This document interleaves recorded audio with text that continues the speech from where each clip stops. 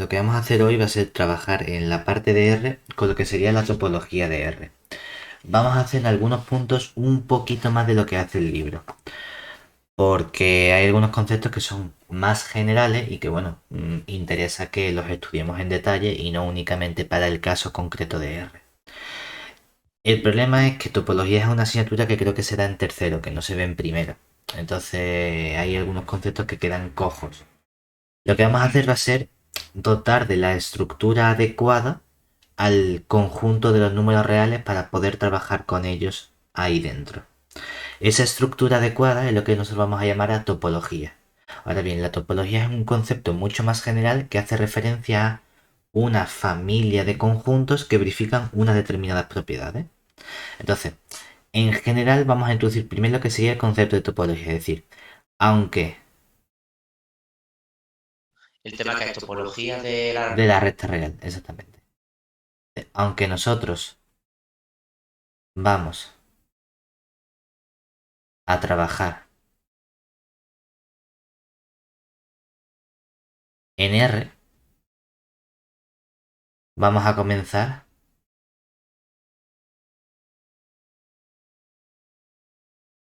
definiendo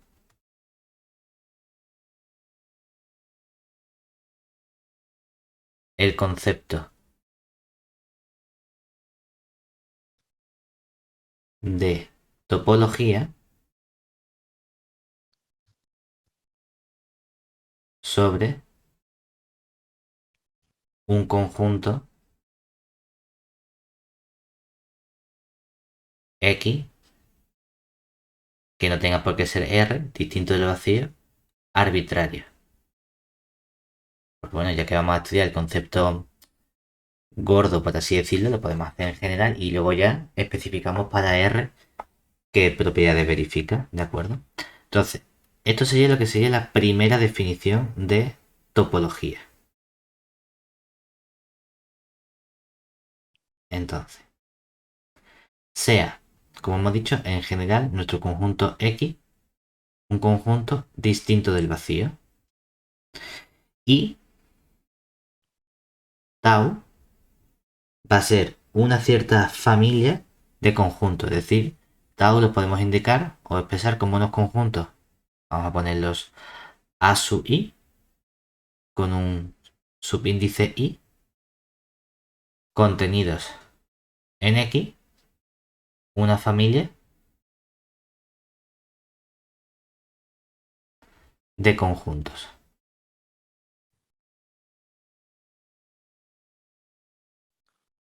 Entonces, decimos que esa familia de conjuntos tau define una topología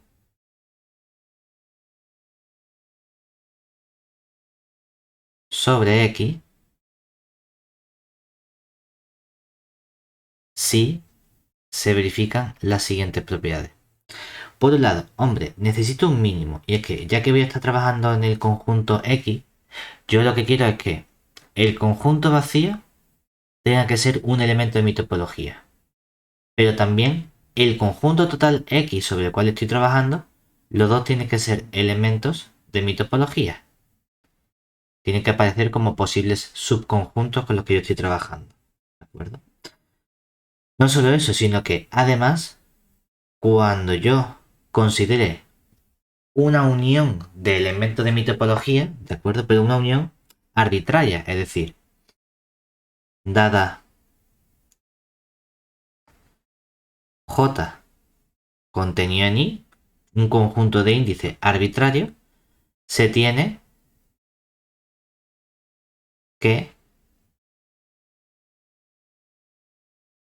la unión arbitraria de estos elementos, es decir, la unión para J perteneciente a ese J mayúscula de la familia A sub J, tiene que ser también un elemento de mi topología. ¿De acuerdo? Y eso es independientemente de la familia de índices que yo elija. Es decir, que si yo elijo unos subconjuntos arbitrarios de mi topología, esa unión también tiene que estar en la familia tau. O Y sea, topología es como un grupo de conjuntos que cumplen unas propiedades. exactamente, cuando decimos familia de conjuntos, pues ya hemos dicho, es un conjunto de conjuntos, es una serie de conjuntos, una sucesión de conjuntos, sí. Que a veces le llamemos familia o conjunto o lo que sea, pues depende de el nombre que nos interese ponerle. Eso simplemente cuando decimos una familia de conjuntos son un montón de conjuntos que verifican unas propiedades.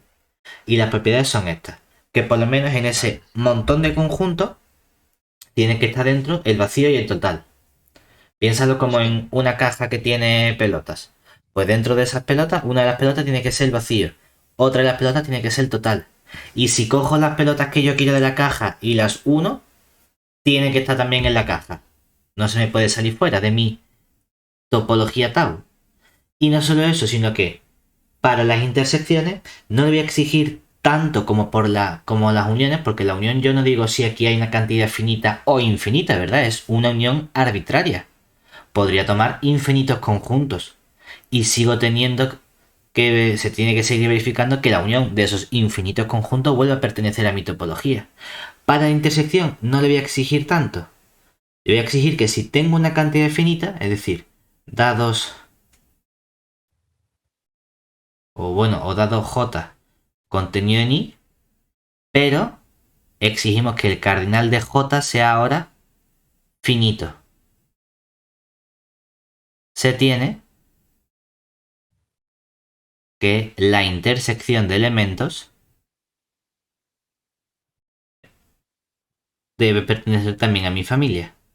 Solo que ahora es una intersección finita de esos elementos a su j.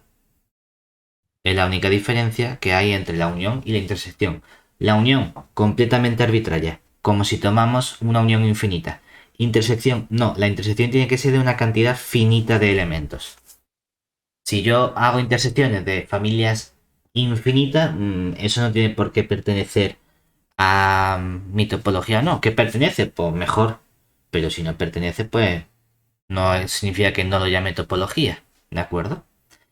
Hay una cosa interesante sobre la topología que muchas veces nos suele liar. Y es que normalmente, si tau es una topología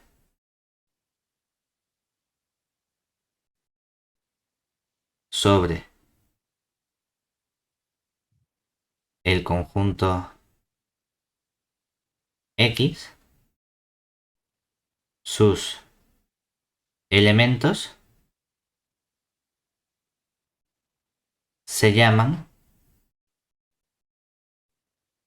Y ahora, si pensamos, normalmente cuando, por ejemplo, si hablamos de un conjunto, ¿no? Yo digo, tengo el conjunto X formado por el 2, el 7 y el 8. ¿Cómo se llama cada una de estas cosas que forma mi conjunto X? Elemento. Elementos. Y si por ejemplo yo hablase de un conjunto cociente,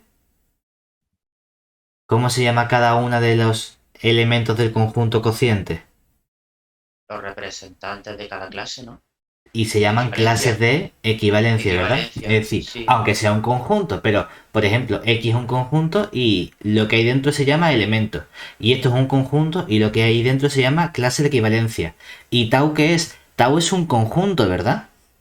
Donde sus Sí. elementos vuelven a ser conjuntos, pues mira, como ocurre con el conjunto cociente, ¿verdad? Que sus elementos son de nuevo conjuntos y esos conjuntos se llaman clases de equivalencia.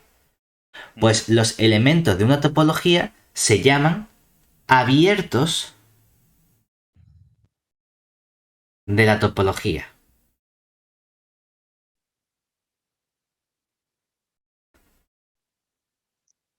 Y hay que tener cuidado porque la palabra abierto va a significar varias cosas.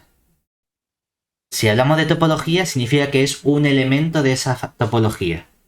Y cuando hablemos más adelante de otro tipo de conjuntos, que sean los conjuntos abiertos, será que verifican una propiedad.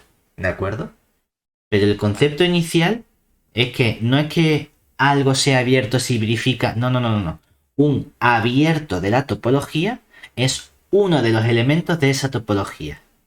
En vez de llamar al conjunto clase de equivalencia, lo llamo abierto. Pero significa que es algo de mi topología. ¿De acuerdo? Vale. ¿Hasta ahí bien? Digo que hay que tener cuidado porque confunde mucho esta palabra, porque se utiliza la misma palabra para dos cosas distintas, que luego resulta que en ciertos casos son iguales, pero a veces no. Sí, Lo que no, lo pasa que es que estaba donde nosotros pensando vamos a es. trabajar siempre van a significar lo mismo. Sí, lo que estaba pensando yo en el concepto este que se da luego en la asignatura de topología, que bueno, yo, a ver, evidentemente no, ya la cursaré, pero que te hablan de no sé qué, de las formas, de cambiar una forma a otra y no Ujú. sé qué, entonces eso no le veo relación con conjuntos. Claro, Y te lo llaman topología. porque aquí lo que es un abierto es simplemente algo que está en esta familia que verifica estas propiedades. ¿Vale? Es simplemente lo que significa para nosotros de momento abierto. Entonces, lo que vamos a hacer a partir de ahora es centrarnos en el estudio de la recta real. Es decir, a partir de ahora vamos a centrarnos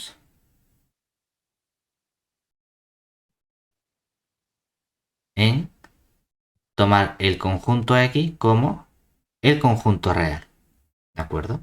Ahora bien, lo que es interesante es que sobre este conjunto de la recta real podemos definir distintas topologías. ¿Vale?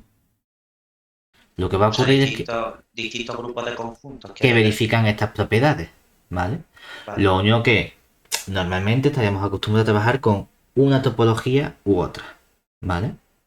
Ahora bien, independientemente de que yo tenga una topología definida sobre ese conjunto, hay ciertos subconjuntos de R que para mí van a ser importantes y que van a recibir un nombre en concreto, que es eso que estamos muy acostumbrados a trabajar nosotros como los intervalos. Lo que pasa es que ahora vamos a definir formalmente cómo son los intervalos para el conjunto de la recta real. Entonces, dentro de R existen ciertos subconjuntos que nos interesa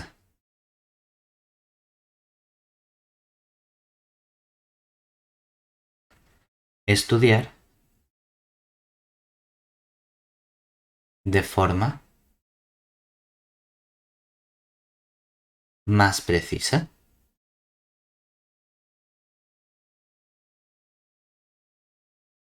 que van a ser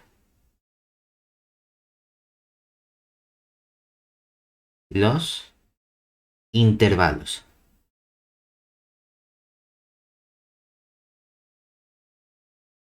Entonces, dentro de los intervalos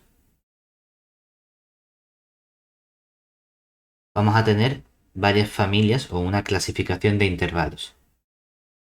Porque vamos a poder hablar esencialmente de intervalos que sean acotados o no acotados. ¿De acuerdo?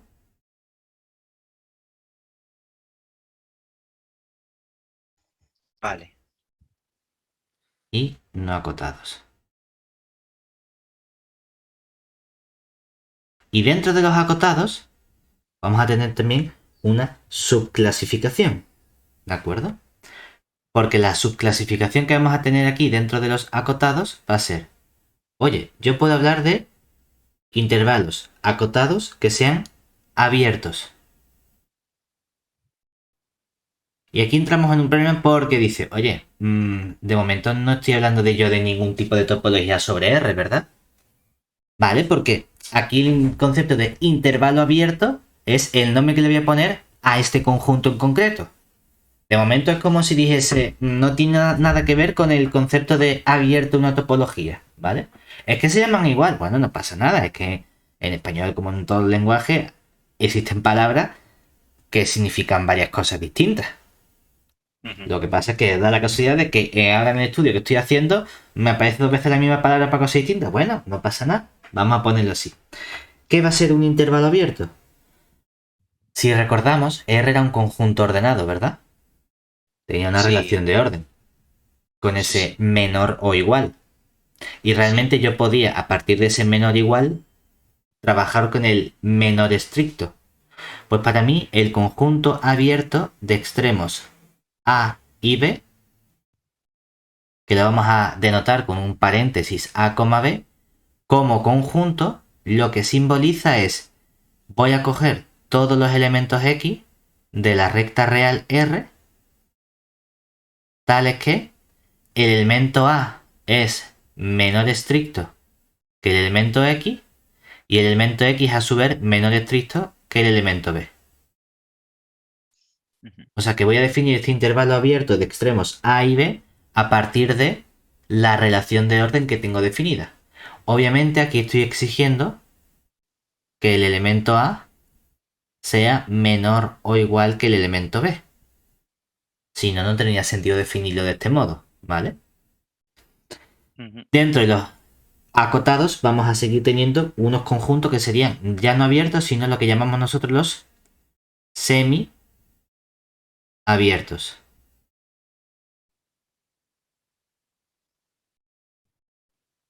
Y dentro de los semiabiertos vamos a tener dos tipos de intervalos. Por un lado, lo que sería el semiabierto de extremos A y B, y aquí ponemos un corchete. ¿Y qué va a simbolizar este conjunto?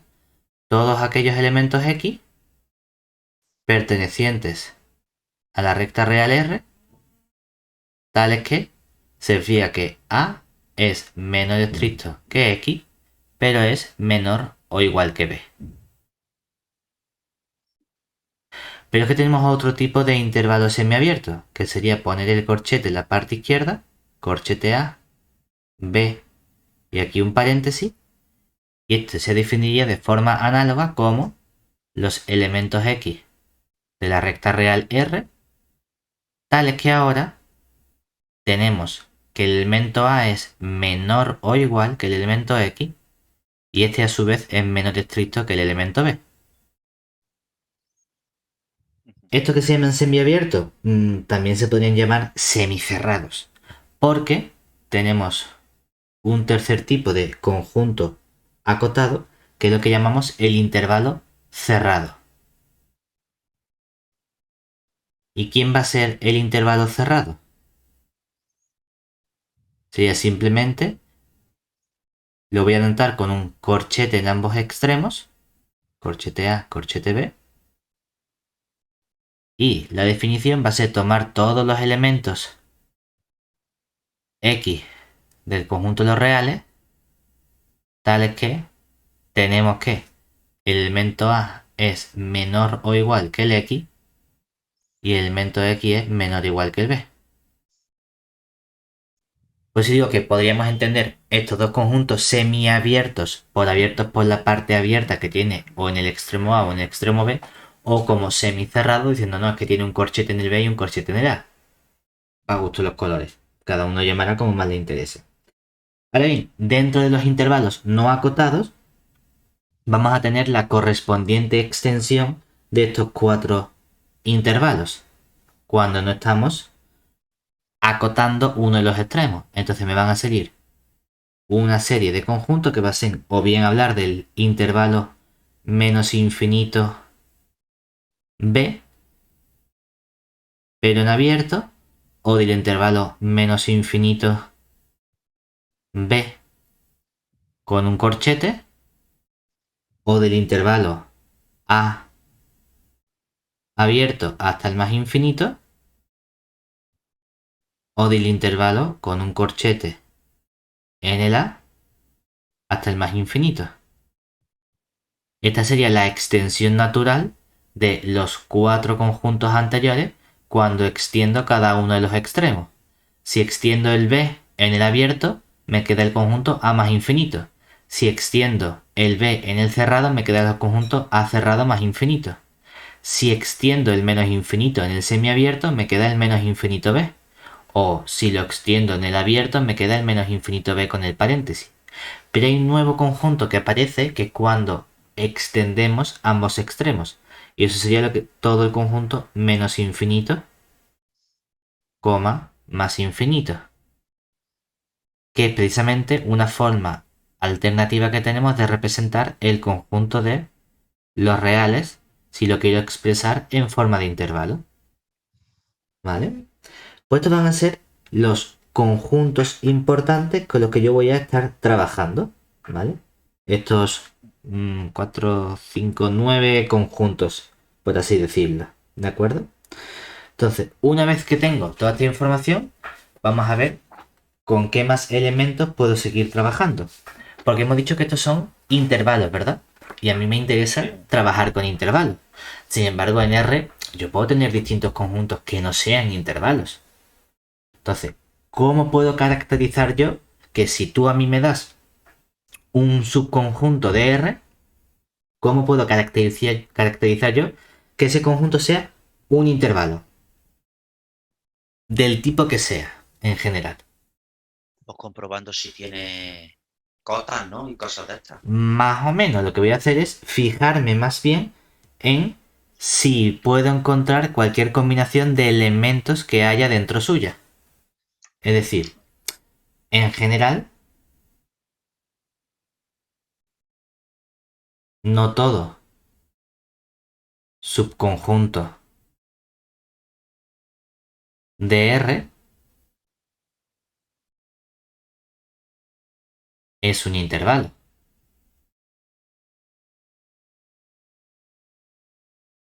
Por lo que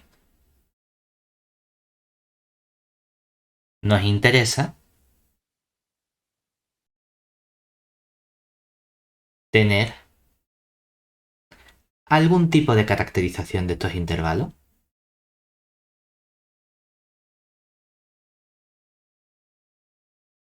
Y en particular tenemos una caracterización que vuelve a hacer uso de intervalos. Es decir, tenemos una proposición que me dice qué es lo que está ocurriendo. En concreto, si yo tengo un subconjunto I arbitrario contenido en R, que lo llamamos I porque nos entran ganas de que este I sea un intervalo, pero sea I contenido en R un subconjunto cualquiera.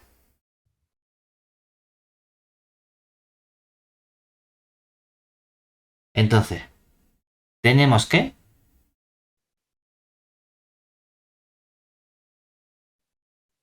las caracterizaciones implica que son condiciones del tipo sí y solo sí, es decir, condiciones suficientes y necesarias, o necesarias y suficientes, como lo queramos ver. Es decir, I es un intervalo y cuando decimos un intervalo hacemos referencia a que I es alguna de estas 9 opciones si y solo si resulta que si yo cojo dos elementos cualesquiera, es decir, para cualesquiera elementos X e Y, puntos que yo coja de ese conjunto I mayúscula, con estos dos conjuntos yo puedo construir, hombre, vamos a suponer que cojo un elemento menor que el otro. Como los puedo comparar en R y en R tengo que el menor igual es un orden total, pues puedo decir que X es el más chico que el Y. Si yo construyo el intervalo cerrado de extremos X e Y, se tiene que cumplir que independientemente de los elementos X y Y que yo coja de mi conjunto Y, si siempre puedo coger dos elementos de modo que uno sea más chico de otro y de modo que signifique que el intervalo cerrado sea un subconjunto de ese conjunto Y, entonces tengo garantizado que Y es un intervalo. ¿De acuerdo? Y esto me vale para cualquier tipo de intervalo Y de los 9 tipos que hemos escrito anteriormente. ¿Vale? O sea que tengo Pero completamente caracterizado cuando un subconjunto cualquiera de R es un intervalo. tú has dicho que no todos son intervalos, pero como R tiene un orden total, cualquier subconjunto que coja va a ser un intervalo porque siempre va a haber No, elementos. porque yo puedo decir, por ejemplo, ¿qué pasa si yo cojo el conjunto I que esté formado por ejemplo, 2, 5, abierto y añado ahora el punto formado por el 7? Entonces, ¿qué ocurre? Si yo cojo, obviamente nosotros vemos a simple vista que esto no es un intervalo, ¿verdad? Porque tiene un punto aislado. Pero con la caracterización del teorema, yo puedo coger, por ejemplo, el elemento x igual a 4. ¿Es 4 un elemento de i? Sí, 4 es un elemento de i, ¿verdad? Pertenece al intervalo 2, 5. ¿Y puedo coger y igual a 7? Sí, 7 también es un elemento de este conjunto i. ¿Se cumple que x es menor que 7? Bueno, que x es menor Mayor. que y. Sí. Sí, ¿verdad? Sin embargo, el intervalo de x a y, ¿qué intervalo es el intervalo que va de x a y cerrado? Es el intervalo 4, 7, ¿verdad? ¿Ese intervalo está contenido en mi conjunto y? No. No. ¿Por qué? El Por 6 no está ejemplo, puedo dentro. cogerme el 6, ¿verdad? Ese 6 pertenece al intervalo xy, pero el 6 no pertenece a mi conjunto y. Que lo que quiero decir con este x menor que y, con lo del orden, es que de la elección que tú hagas de dos puntos cualesquiera de y, siempre puedes decir cuál es el más chico de los dos. Vale, con lo cual este no sería un intervalo. Vamos, eso simplemente lo ponemos así porque así sé que el intervalo es el x, y, ¿verdad? Porque yo pongo a la izquierda el valor más chico y a la derecha el valor más grande. Si yo no sé cuál de los dos más chicos, tendría que decir, y es un intervalo si solo así, dados dos puntos o dos elementos cualesquiera de y, o xy está contenido en y, o ix está contenido en y. Porque no sé si yo cojo el 2 y el 5, entonces construyo un intervalo 2, 5, ¿verdad? Pero si yo pongo x, y, es que estoy indicando que el x es el chico. Si la x vale ese 5 y la y 2, no escribo el 5,2, escribo el 2,5, ¿verdad? Claro. Pues eso es lo que indicamos con, así me ahorro tener que escribir x, y contenido en y o y, x contenido en y. Pues para no tener que escribir ese o es este el más chico o es este el más chico, digo, mira, que sea el x el más chico. Que esto siempre puedo elegir, dado dos números cualesquiera reales, cuál de los dos es el más chico. ¿Vale? Vale. Ahora bien, sabemos que no todo subconjunto de R es un intervalo. Dentro de los intervalos hemos visto cómo podemos categorizar los distintos tipos de intervalos. Pues incluso dentro de esa categorización que existe en los intervalos, va a haber unos intervalos que van a ser más importantes para nosotros. Y esos intervalos especiales van a recibir el nombre de entornos. Porque a priori, cuando yo construyo intervalos de extremos A y B arbitrarios. Y a lo mejor entre el A y el B no hay ningún tipo de relación. Pero ahora vamos a centrarnos en un tipo muy concreto de intervalos, que van a recibir el nombre de entornos.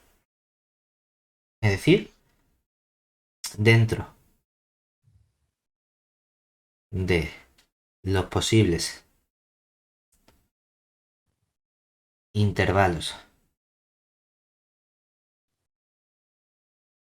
que tenemos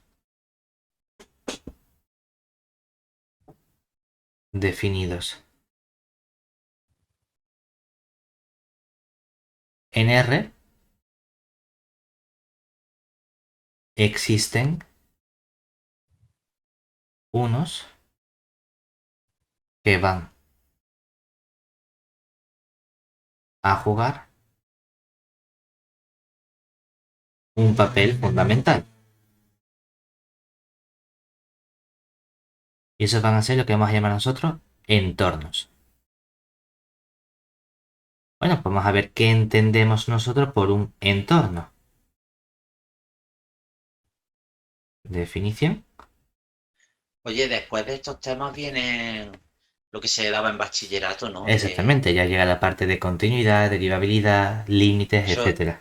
eso ya es más sencillo, ¿no? Sí, esa es la parte relativamente mecánica y estándar. Sí, Porque a mí sí. las sucesiones de coche la odio. Sí, sí, esa parte ya es mucho más sencillita. Pues entonces, ¿qué necesitamos nosotros para definir un punto, un entorno? Dos elementos. Por un lado, cómo de grande va a ser ese entorno. Y por otro lado, el punto en el que se va a centrar ese entorno. Entonces, vamos a coger un punto, es decir, dado x0 o x simplemente, perteneciente a R y un cierto elemento R mayor que 0, definimos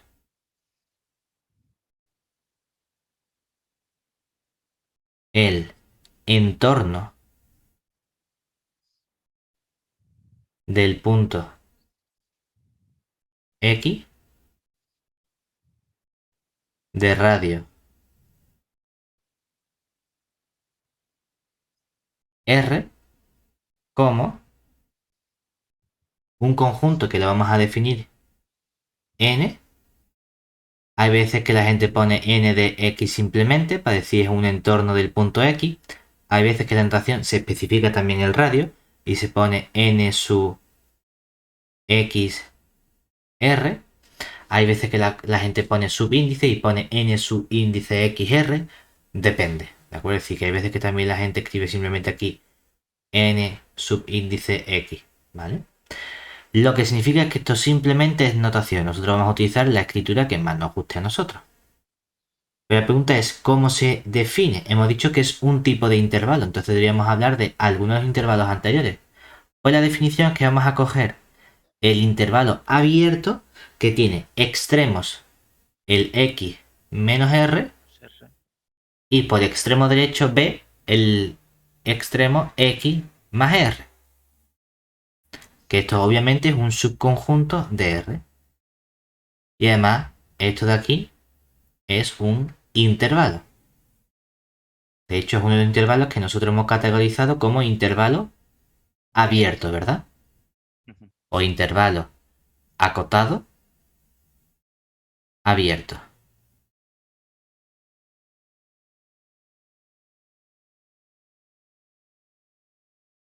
¿De acuerdo?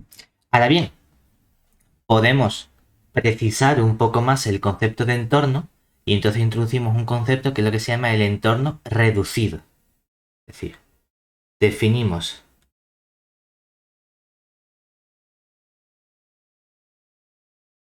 a su vez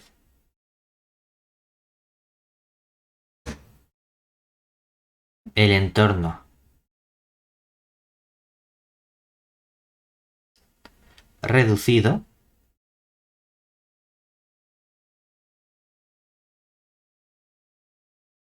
como, para distinguir entre el entorno y el entorno reducido, normalmente al entorno reducido le ponemos un asterisco, es decir, n asterisco, o bien con la notación subíndice x, o si queremos n asterisco con paréntesis x, o si utilizamos esta notación de n de x, r, pues sería n asterisco de x, r. Toda esta notación, pero la pregunta es ¿cómo se define?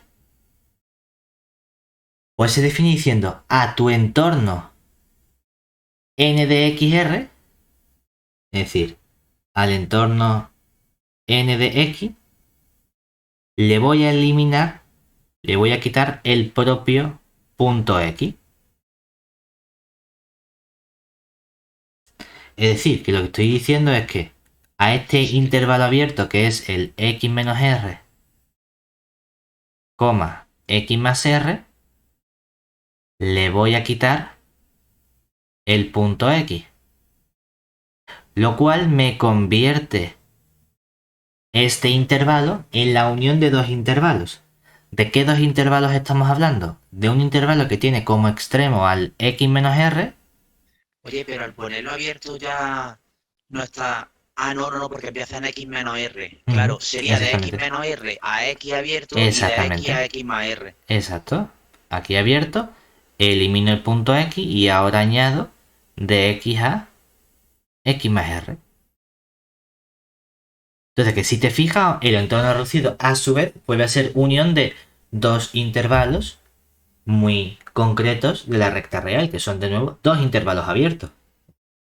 Solo que estoy eliminando el punto x que me interesa, ¿vale? Vale. ¿Y eso por qué? Porque nosotros de momento no hemos definido ninguna topología sobre R, ¿verdad? Estamos hablando simplemente de tipos de subconjuntos que tiene R. Sí, Bueno, pero pues no está hablando de conjuntos de conjuntos. exactamente, todavía no he dicho, no, es que mira, si tú sobre R eliges estos conjuntos en concreto que actúen de este modo y verifiquen las propiedades, a esto le llamo yo topología. No, no he dicho eso. Pero vamos a empezar a ponerle apellidos a los distintos subconjuntos de R con los que puedo trabajar. A priori, si tengo intervalos, los intervalos ya tienen su nombrecito. Hemos dicho que los intervalos pueden llamarse acotados, no acotados, abiertos, semiabiertos, cerrados. Eso ya tienen un nombre. Y si yo cojo un conjunto arbitrario, que no sea un intervalo, bueno, pues vamos a ver cómo le podemos llamar. Y aquí es donde vamos a empezar a categorizar los distintos elementos de R. Entonces, sea A contenido en R un subconjunto. Entonces, decimos que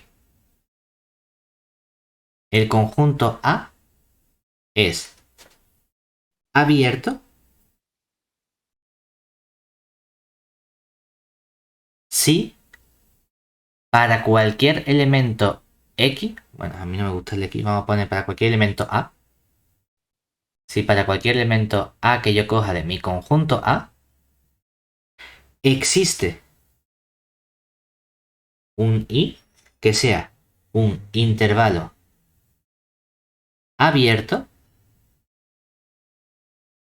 de R, de modo que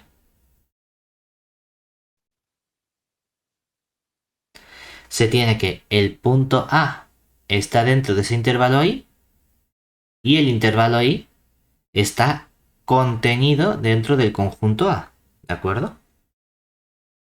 Entonces ya tenemos un primer nombre que le podemos poner nosotros a los conjuntos o subconjuntos de R.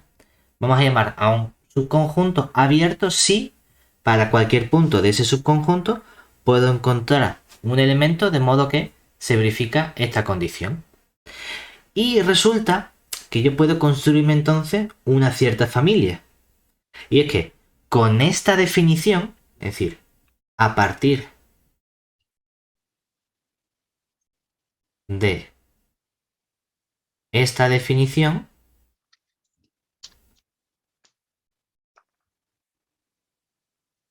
observamos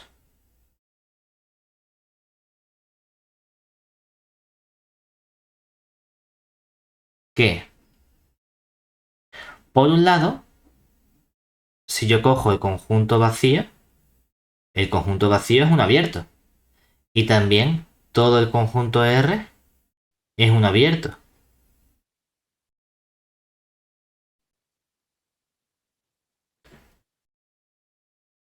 ¿Por qué? Hombre, que el R es un abierto es inmediato, ¿verdad? Sea cual sea el conjunto que yo coja, o sea, el Sí, punto el que yo coja de vacío, R, cualquier el va- intervalo abierto que contenga ese punto está contenido dentro de R, ¿verdad? y el vacío es que no El vacío tiene puede resultar un poco elementos. más raro, pero para que algo no fuese abierto, ¿qué tendría que ocurrir? Tendría que existir un punto del conjunto A para el cual no hay un intervalo que verifique estas condiciones, ¿verdad? Sí, ¿Hay algún punto para el cual no se verifique? ¿Cuántos puntos hay en el vacío?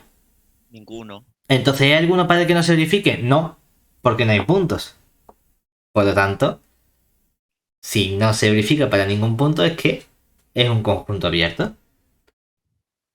Pero Vale. resulta también que si yo cojo una sucesión o familia cualquiera de conjuntos abiertos, la unión arbitraria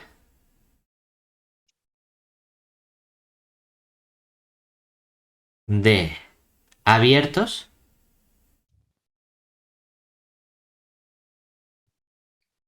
es un conjunto abierto.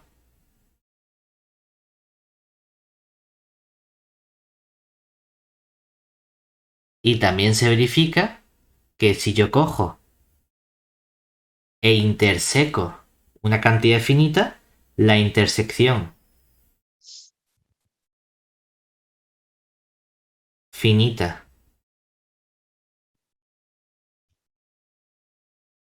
de abiertos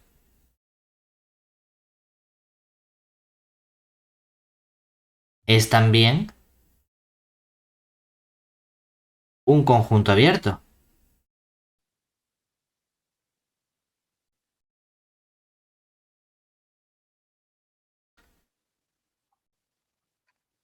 Pero si volvemos entonces a lo que habíamos definido nosotros inicialmente como topología, ¿qué era una topología sobre un conjunto X?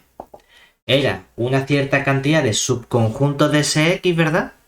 Sí. Que tenían que verificar que el vacío estuviese en esa familia, que el total estuviese en esa familia, que si cogía una cantidad arbitraria de elementos de esa familia, la unión arbitraria pertenecía a esa familia, y que si cogía una cantidad finita de elementos de esa familia, la intersección finita pertenecía a esa familia, ¿verdad?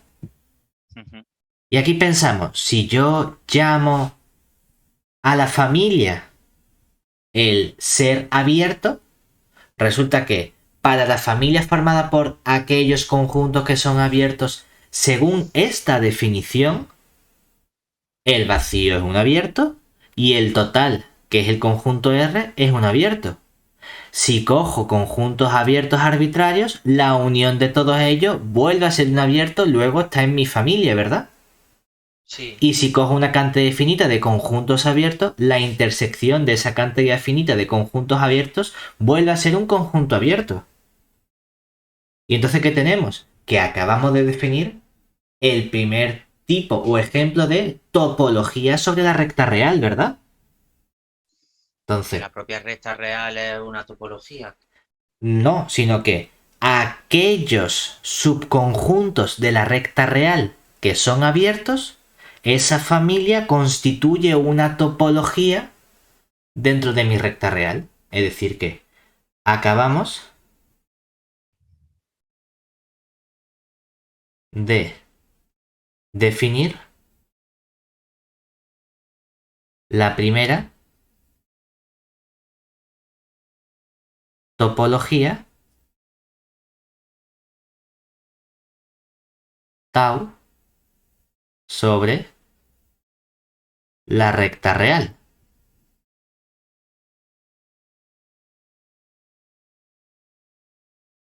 ¿Quién es un elemento de tau?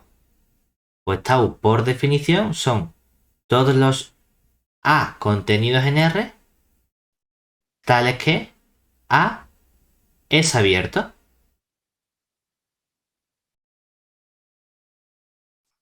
¿De acuerdo? Ojo, cuidado, porque ¿qué significa aquí que A sea abierto? Es que yo abierto lo entiendo como los elementos del conjunto que forma parte de la topología, ¿no? O Claro, sea, pero por eso digo, dentro de este conjunto, abierto significa que para todo punto del conjunto existe un intervalo I contenido en R, que es un intervalo abierto, tal que el elemento A pertenece a I y el I está contenido en A. Esto sería esta palabra abierto azul. Y si yo digo entonces que un elemento A pertenece a tau, ¿eso qué significa? Significa que este conjunto A, ¿cómo es? abierto. Pero es un abierto de la topología.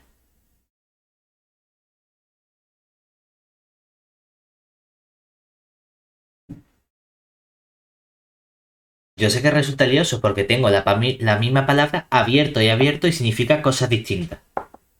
Si yo digo que A pertenece a tau, digo que A es un abierto. Pero cuando yo diga A es abierto, tú dices, espérate, ¿qué definición de abierto? A pertenece a tau. Ah, entonces A se llama abierto porque pertenece a esta familia. O digo, no, A es abierto, pero según esta definición, entonces significa otra cosa. ¿De Vale. acuerdo? Ujú. Entonces, en función del contexto en el que esté trabajando, tengo que saber a qué estoy haciendo referencia. Si yo simplemente Vale. digo, A es abierto, tú dirás, ¿en qué sentido? ¿En el sentido de que A pertenece a una cierta topología? ¿O de que tú has definido que algo es abierto si pasa esta serie de cosas? Y entonces ese conjunto A verifica eso. Ah, vale, en esos segundos, perfecto. Pero tengo la misma Vale. palabra abierto para representar dos cosas distintas. Ujú. Pero bueno, lo único que tenemos ahí es ese pequeño lío, pero tenemos que estar pendientes de a ver dónde estamos trabajando. Porque yo puedo definir más tipos de topología, que a lo mejor no estamos acostumbrados, pero vamos a poner un ejemplo. Esto es lo que se llama la topología abierta. No lo llamas, no te lo pones así el libro, pero hay más tipos de topología sobre R. Entonces, podemos considerar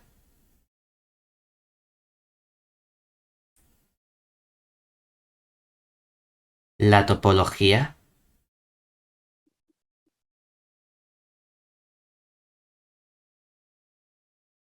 cofinita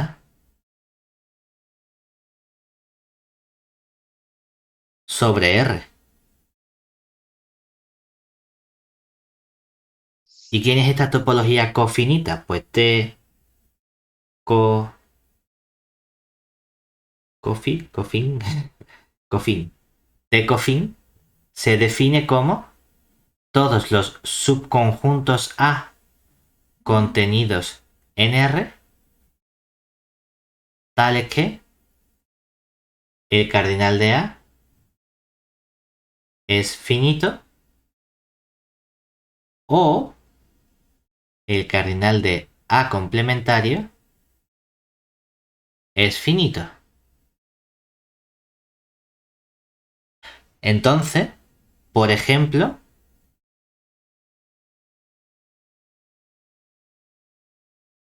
yo diría que el conjunto A formado por el elemento 1, 5, 7 pertenece a mi topología cofinita, ¿verdad? ¿Cierto? Porque el cardinal es finito Porque y el tiene tres complementario. elementos, ¿verdad? Y entonces diría que este conjunto o subconjunto A de R, ¿cómo es? Es un abierto. Mm. Es un abierto aquí, pero no es un conjunto abierto de R según esta definición, ¿verdad? Porque ese conjunto no verifica que exista un intervalo, de modo que el punto esté dentro del intervalo y el intervalo esté contenido en el conjunto, ¿verdad? Es decir, para el punto 5 yo no puedo encontrar un intervalo donde el 5 esté dentro del intervalo y el intervalo esté dentro del conjunto A, porque el conjunto A tiene huecos, ¿cierto?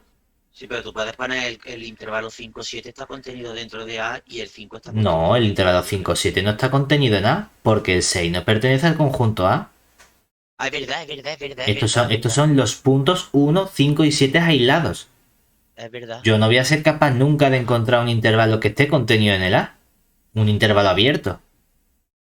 Entonces, que aquí tenemos con la misma palabra abierto designo a varias cosas. Yo diría, el conjunto A es un abierto. Y si no te digo nada más, tú dices, no sé de qué me estás hablando. No, es que te acabo de definir la topología cofinita. Ah, entonces cuando tú dices que este conjunto formado por el punto 1, el punto 5 y el punto 7, cuando dices que eso es un abierto, significa que pertenece a tu topología. Porque las cosas que están dentro de la topología las llamas abiertos. Es que justo acaba de definir también que un conjunto es abierto si pasa otra cosa distinta. ¿No deberías haber puesto otro nombre? Pues sí, deberíamos haber puesto otro nombre. Pero se decidió poner este nombre a las cosas. Pero tengo que saber de qué estoy hablando. Si estoy hablando de algo es un abierto porque verifica esta determinada propiedad, o si algo es un abierto de la topología porque lo que verifica es que pertenece a mi familia. ¿Vale? Vale. Esa es la única tontería que tenemos aquí. Entonces, vamos a ver. Esto es un ejemplo para que veas que puede haber cosas más complicadas, ¿no? De topologías y que hay conceptos de abierto que pueden significar cosas distintas. Pero vamos a volver ahora a nuestro concepto de abierto. Aquí, para nosotros es un abierto o algo que está en mi topología, pero como mi topología lo estoy definiendo a partir de aquellos elementos o conjuntos abiertos que verifican esta propiedad, lo mismo es que es lo mismo, ¿verdad? Para mí no voy a distinguir entre llamar a algo abierto por estar en la topología que llamar a algo abierto porque verifique esta propiedad azul. ¿Por qué? Los elementos de la topología son exactamente los que verifican la propiedad azul. ¿Vale? Entonces vamos a volver a ese ejemplo con el que vamos a estar trabajando todo el rato, que es lo que se llama la topología abierta. Es decir, dentro de ese concepto de topología, vamos a ver cómo podemos caracterizar a lo mejor de forma más sencilla que algo sea un conjunto abierto. Entonces, una vez que nos centramos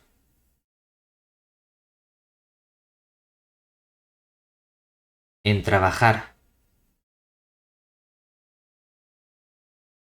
con la topología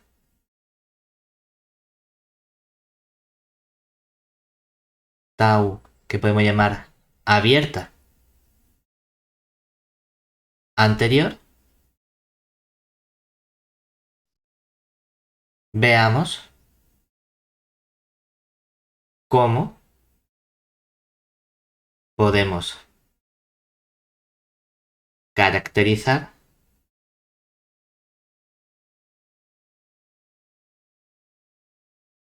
que un conjunto sea abierto.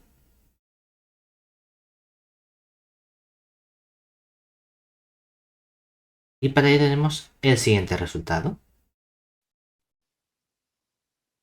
Posición.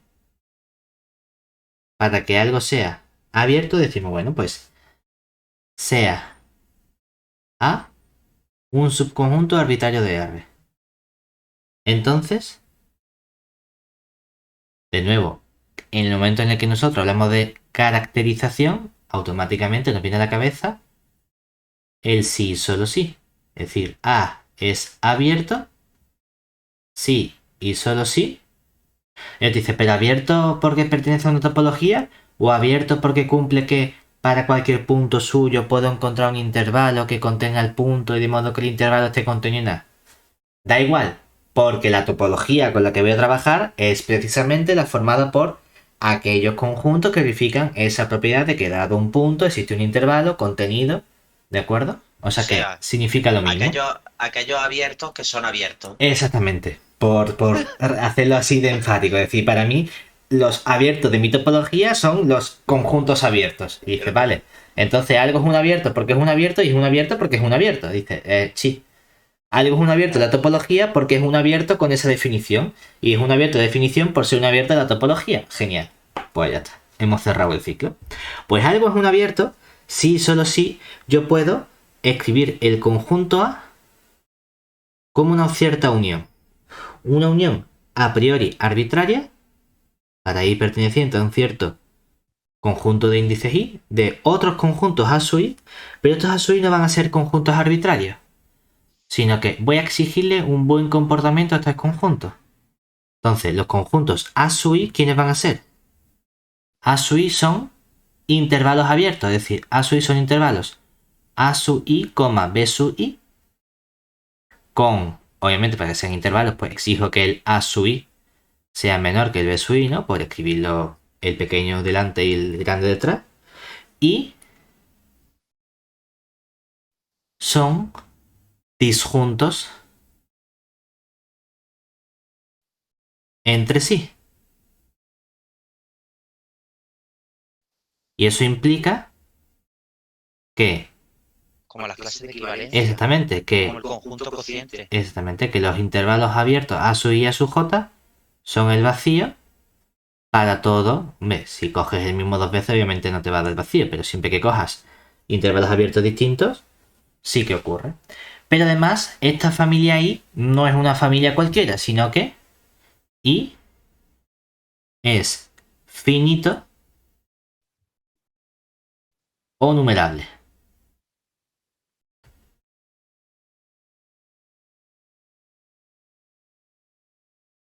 ¿De acuerdo? Entonces, Vale. no me vale que sea una unión no numerable de elementos. Que nosotros en ningún momento trabajamos con uniones no numerables, pero se pueden definir uniones no numerables de conjuntos, ¿de acuerdo? Ahora bien, si tú tienes una cantidad, o bien una cantidad infinita o una cantidad numerable de intervalos abiertos que sean disjuntos entre sí, entonces esa unión vuelve a ser un conjunto abierto. Realmente lo Vale. que estamos diciendo aquí es que todo intervalo acotado abierto es a su vez un abierto. Por lo tanto, como en mi topología, si yo cojo abiertos, la unión arbitraria de abiertos es un abierto, lo que estoy diciendo es que ese conjunto formado por la unión de esos intervalos abiertos es a su vez un abierto. ¿De acuerdo? Que se podrían Parece, haber parece muchos mucho problemas. trabalengua, pero es lo que estamos haciendo. Entonces, una vez que ya tenemos este concepto de que un conjunto es abierto, voy a definir nuevos conceptos. Por ejemplo, podríamos hablar de lo que significa que un conjunto sea cerrado.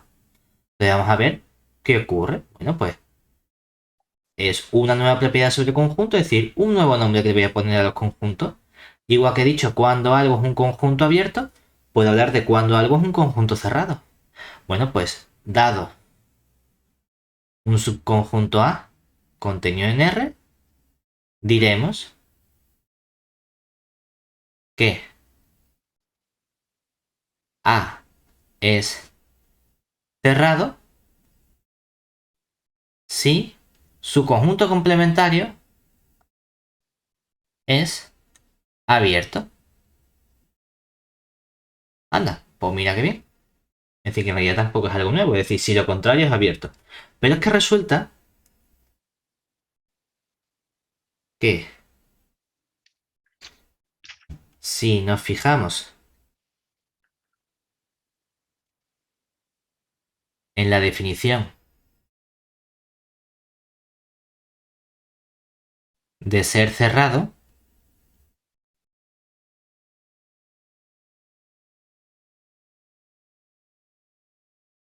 se verifica que, por un lado, ¿qué ocurre? El vacío, en mi topología, o en esta definición de cuando algo era un conjunto abierto, el vacío como era. Abierto, Y R, abierto. pero entonces, ¿qué es lo contrario del vacío? Todo el universo. Y R R. es abierto, Sí, pero si lo contrario de algo es abierto, es que ese algo como es. cerrado. Por lo tanto, el vacío es un conjunto cerrado, ¿verdad? Porque el contrario del vacío, que es el conjunto R, es un abierto. Pero también, si cojo A como el conjunto R, el complementario de R es el conjunto vacío. Y el conjunto Sí. vacío es un conjunto abierto. Por lo tanto, R también es un conjunto cerrado, ¿verdad? Sí. Pero pueden ser abierto y cerrado a la vez. Esto me está Exacto. explotando el Sí, sí. cerebro, ¿eh? Es que precisamente R el vacío y R son abiertos y cerrados a la vez. No solo eso, sino que Pero si son cuando, cosas cuando uno como estudia análisis, complementarias. cuando uno estudia análisis más avanzado, vas a ver que puede tener distintos tipos de estructuras. Estructuras como nosotros vamos estudiando, ¿verdad? Conjuntos, hemos hablado lenguaje de grupos, de anillos, de cuerpos. Aquí estamos haciendo una especie de acercamiento a otro concepto que es el concepto de topología. Pero luego puedo tener otros conceptos como espacios métricos, espacios normados, espacios de Banach, espacios completos, espacios pre-hilbertianos, espacios de Hilbert. Es decir, que la casuística vaya avanzando. En general, hay caracterizaciones para cuando algo es un espacio métrico o cuando es un espacio de Hilbert. Una de ellas es en la que interviene la topología con la que estamos construyendo ese espacio. Y precisamente aquí hemos visto un ejemplo, ¿verdad? En el que el vacío y R son conjuntos que son al mismo tiempo abiertos y, Cerrado. Pero es que, claro, en para mí son general, cosas. son cosas complementarias, abierto y cerrado. O sea, no No, entiendo no cómo son puede cosas ser a la vez. complementarias. Es que lo intuimos así, nos falla la intuición en ese aspecto porque gramaticalmente abierto es lo contrario de cerrado, entonces algo no puede estar abierto y estar cerrado al mismo tiempo. Pero aquí significan conceptos distintos, ¿vale? No lo tenemos que Vale. pensar como la definición gramatical que tenemos del lenguaje español. Mm. Lo que sí es cierto es que, por ejemplo, en R no hay ningún otro conjunto que sea abierto y cerrado al mismo tiempo. Solo hay dos excepciones, que son el total y el vacío. ¿De acuerdo? Vale. Ahora bien, cuando avanzamos a cierto tipo de espacios más complicados, sí podemos encontrarnos conjuntos que son abiertos y cerrados, que no sean ni el vacío ni el total, pero tenemos que irnos a análisis más avanzados. Pero en Vale. prácticamente casi todos los tipos de espacios métricos, normados, de Banach, de Hilbert que vamos a trabajar, los únicos abiertos y cerrados son el vacío y el total. ¿Vale? Y ahora, Vale. si nos vamos a la definición que estamos, cuando hemos trabajado con abiertos, ¿yo qué sabía para la unión arbitraria? Que tú podías coger infinito. Yo sé Completo que la unión infinito. arbitraria de abiertos, ¿cómo es? Abierta. Pero para ver si algo cerrado, ¿qué tenía que estudiar? El complementario de eso, ¿verdad? Sí. ¿Y el complementario en qué convierte la unión? En la intersección. Y convierte las cosas abiertas en... Cerrada. Entonces, lo que yo sé afirmar es que la intersección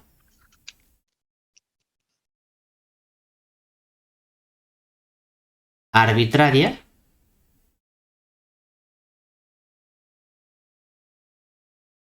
Dice abierto y cerrado no son complementarios, pero el complementario sí que te convierte el abierto en cerrado. sí, sí. Es que. Pero me refiero a que no son complementarios en el sentido de que no puede ser una cosa y la otra al mismo tiempo, ¿sabes? Sí, Realmente sí. solo hay dos casos así que lo cumplen al mismo tiempo, que son el vacío y el total. ¿Vale? Entonces, Ujú. la intersección arbitraria de cerrados es un conjunto cerrado.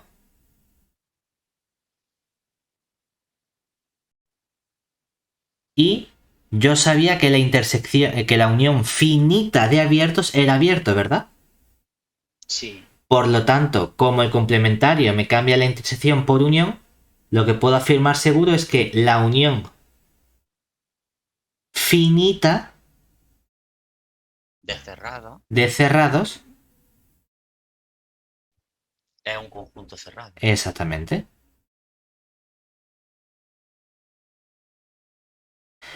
Y cuando yo había ido a la parte de la definición de esos conjuntos abiertos, he dicho, como el vacío y el total son abiertos, como la unión arbitraria es un abierto y como la intersección finita es un abierto, a eso lo llamo topología, ¿verdad?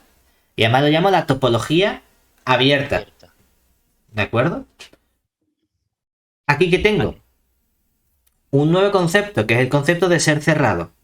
Y el vacío y el total son cerrados. Anda, mira qué bien. La intersección arbitraria de cerrados es cerrado. Mira, a mí solo me hace falta que la intersección sea finita. Si es arbitraria, pues mejor todavía.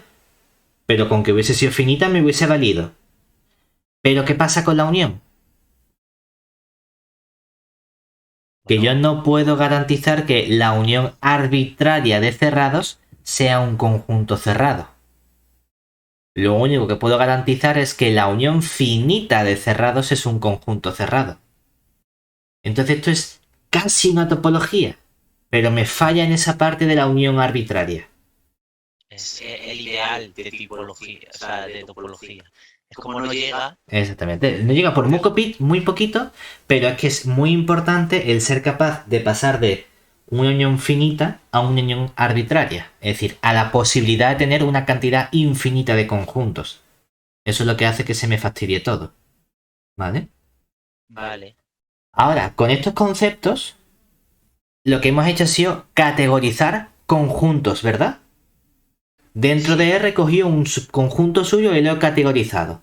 Podía hablar de intervalos, podía hablar de entornos, podía hablar de intervalos o sea, de conjuntos abiertos y de conjuntos cerrados. Y ahora vamos a afinar más todavía. No voy a categorizar simplemente un conjunto de R. Voy a irme a categorizar un punto. Voy a fijarme en, dado un número real, qué nombre le voy a poner a ese punto. Obviamente eso lo tengo que asociar a un cierto conjunto, porque voy a necesitar un conjunto de referencia. Es decir, que yo ya sé categorizar todo el conjunto A entre abierto, cerrado o intervalo o entorno o lo que sea. Pero ahora, dado ese conjunto, voy a ponerle nombre también a los elementos que encuentro. Y entonces vamos a crear toda una nueva categoría de elementos de R. Entonces, el siguiente paso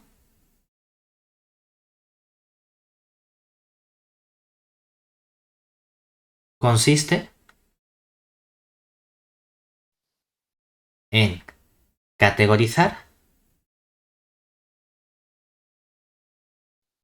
los puntos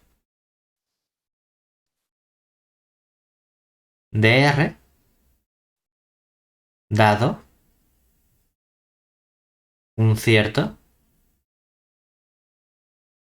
subconjunto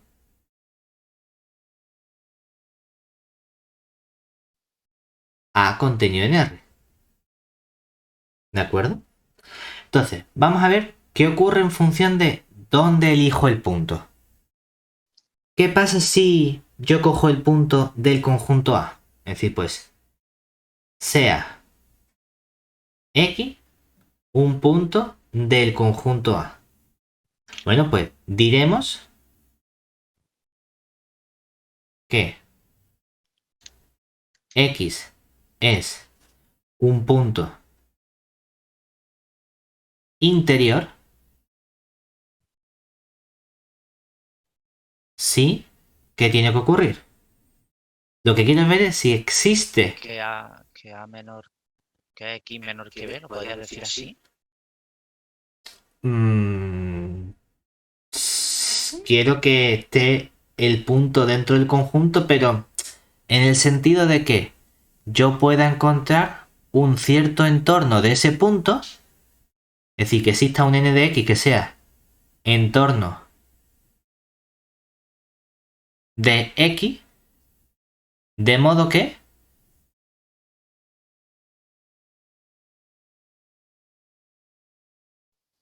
el punto, obviamente, como es un entorno, se tiene que el x pertenece a n de x, ¿verdad? Y ese entorno n de x esté contenido ¿dónde? En A. En el conjunto A. Si nos fijamos en la definición que ya había dado de un conjunto abierto, es cuando para cualquier punto yo encontraba un intervalo abierto, de modo que el punto pertenecía al intervalo y el intervalo estaba dentro de A, ¿verdad? Si eso ocurría para todos los puntos, yo decía que A era abierto. Aquí que estoy diciendo, lo mismo pero únicamente para un punto. Porque este entorno, el entorno en particular es un intervalo abierto, ¿verdad?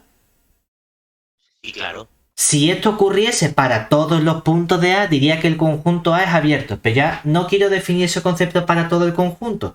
Quiero definir el concepto para el punto correspondiente. Pues digo que ese punto correspondiente es un punto interior si precisamente puedo encontrar ese intervalo abierto, de modo que el punto pertenezca al intervalo y el intervalo esté contenido en A. Lo que ocurre es que en lugar de coger un intervalo abierto cualquiera, voy a coger entornos. Vale. Como podía haber especificado y haber dicho no, un intervalo, el que sea, también me hubiese valido. ¿Vale? Pero ahora vamos a ser un poquito más concretos y dentro de esos intervalos arbitrarios voy a coger entornos, que son unos intervalos un poquito más bonitos. Ahora, a lo mejor todos los puntos verifican esta condición y entonces el conjunto A lo llamaría conjunto abierto.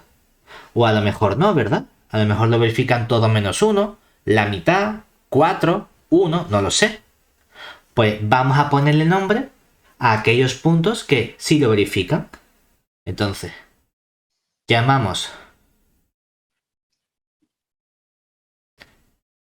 interior de A al conjunto formado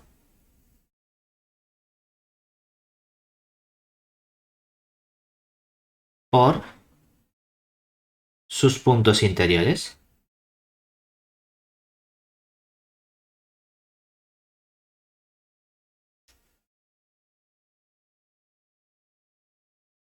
Y lo denotamos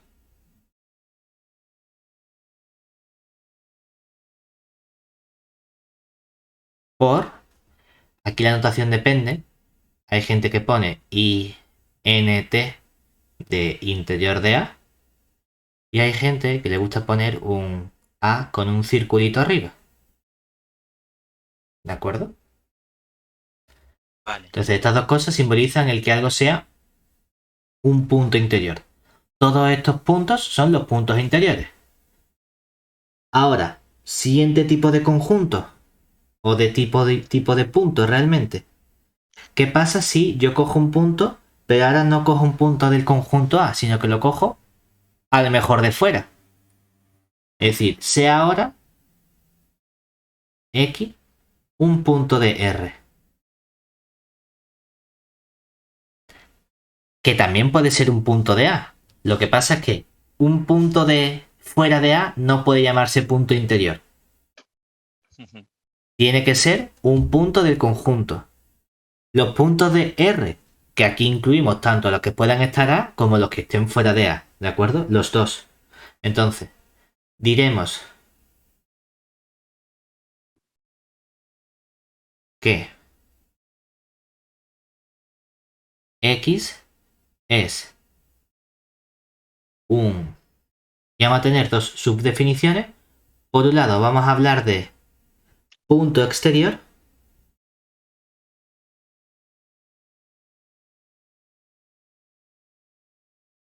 Si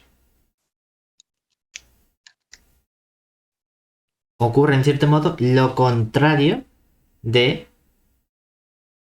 un punto interior. ¿Qué me hacía falta en el punto interior? Que hubiese un entorno que estuviese contenido en A, ¿verdad? Sí. Pues ahora quiero que exista un entorno de ese punto, ¿verdad? Pero que esté contenido ¿dónde? En el complementario de A. ¿De acuerdo? Vale. Y utilizamos notación de exterior de A. ¿En mayúscula? No, minúscula. Igual que hemos escrito int de A, voy a escribir ext de A para denotar al conjunto formado por todos los puntos exteriores del conjunto A. ¿Vale? Este no tiene una con un rabito. No tiene una con un rabito, no, simplemente el exterior de A. Vale. Y vamos a hablar de punto frontera.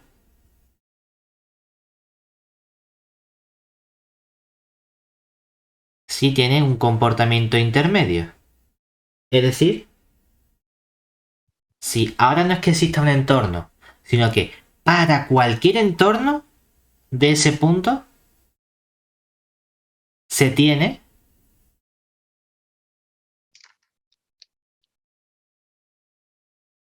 que el entorno, al cortarlo con el conjunto A, es distinto del vacío y el entorno, al cortarlo con el complementario, es también distinto del vacío. Me parece curioso cuando dices lo de cortarlo. Yo lo pienso como lo común, ¿no? Los elementos comunes de A. Sí, sí, me refiero a la existen, intersección, pero la intersección lo interpreto como el corte siempre. Sí, En el punto interior cojo puntos del conjunto A y veo si el entorno está completamente dentro. En los puntos exteriores veo si el entorno está completamente fuera. Y en los puntos frontera quiero que el entorno esté siempre dentro y fuera al mismo tiempo. ¿Vale? Y entonces la notación que vamos a utilizar para designar los puntos frontera va a ser F R de A. Entonces me dice, bueno, hemos hablado de estos tres tipos de puntos, ¿verdad? Dentro del conjunto A lo puedo llamar punto interior y ahora dentro del conjunto A o incluso de fuera del conjunto A, de todo R, puedo llamarlo punto exterior o punto frontera. Y hemos introducido estos tres conceptos porque resulta que, dado un conjunto cualquiera, un punto es de alguno de estos tres tipos. Es decir, tenemos un primer resultado que me dice precisamente que ese es el comportamiento de todos los puntos de R. ¿Sí? Proposición. Dado un subconjunto A contenido en R, cualquiera, los conjuntos, bueno, se verifican varias cosas. Por un lado, esos tres conjuntos que hemos definido de interior, exterior y frontera son disjuntos, es decir, interior de A, exterior de A y frontera de A son disjuntos entre sí.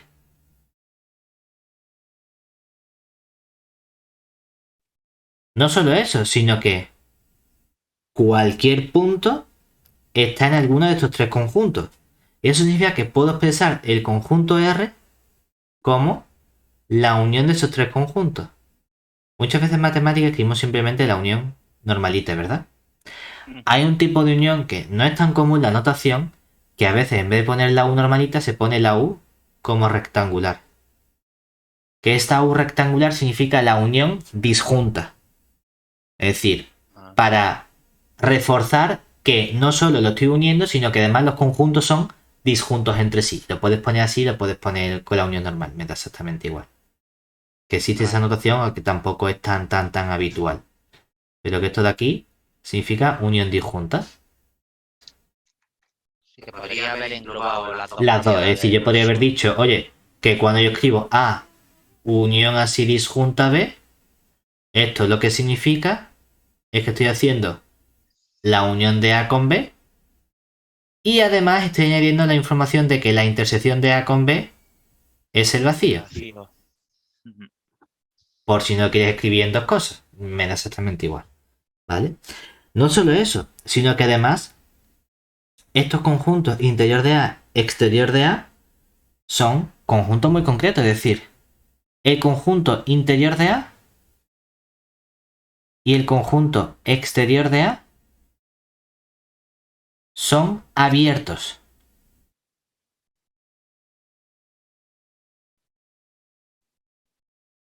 Mientras que el conjunto frontera de A es cerrado.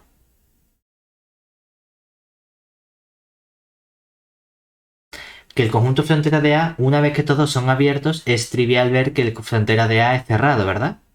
Porque la frontera sería el interior unión el exterior, ¿verdad?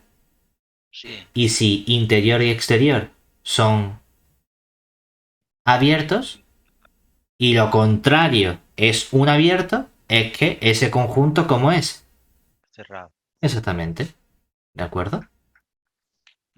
Pensar que aunque se llama exterior no significa que esté fuera y que sea cerrado, sino que vuelve a ser un conjunto abierto. ¿De acuerdo? Sí. Que esto es simplemente un nombre que le hemos asignado a ese conjunto. ¿Vale? Ahora bien, ya tenemos una primera categoría de puntos. Lo que hemos llamado punto interior, punto exterior y punto frontera. Pero existe otra categoría de puntos de un conjunto, que es la que vamos a llamar, o la que nos interesa realmente para la construcción de los pasos límite, es decir, para el estudio de límites y demás. Entonces, tenemos otros conceptos que nos permiten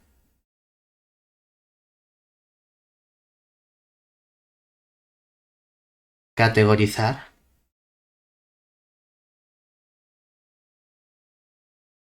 punto de R.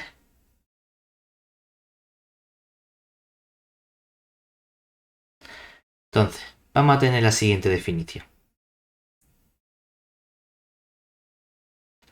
aquí. Dado un conjunto A contenido en R y un punto X en general perteneciente a R, diremos que X es un... Puedo llamarlo, por un lado, aquí depende. El libro lo llama punto de adherencia.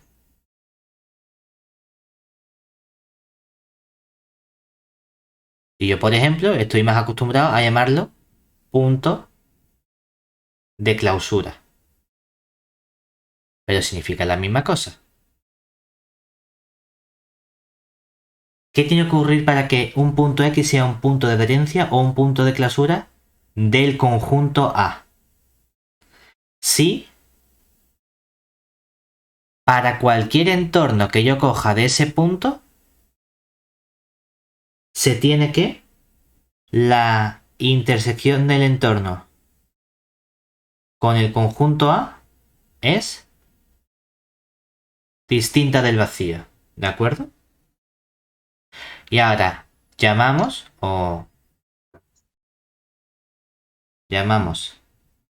clausura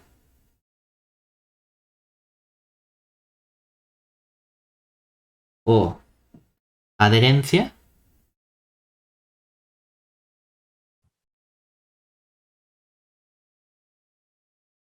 de A al conjunto formado por todos sus puntos de clausura